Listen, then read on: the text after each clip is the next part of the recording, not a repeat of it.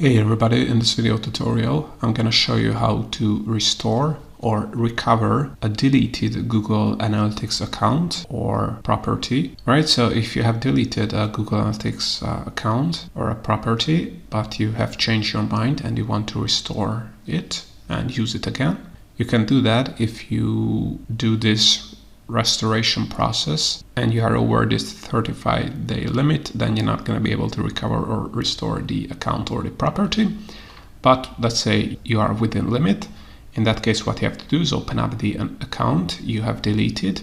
You're still going to be able to see it on your analytics accounts here. As you can see, here it is. So select it and you're going to see that it's deleted because it has this strike through. And once you selected the account, you have to click on admin. And of course, you have to be an admin to be able to recover or restore or delete the account. Then click on account and select trash here. And you will see everything that you have deleted related to this account. So properties as well, and not just account.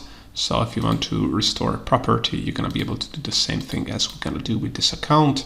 So select the account you want to restore. And as you can see, we are before the final deletion, so it hasn't been deleted yet. And to recover or restore the account, we have to just click on restore here.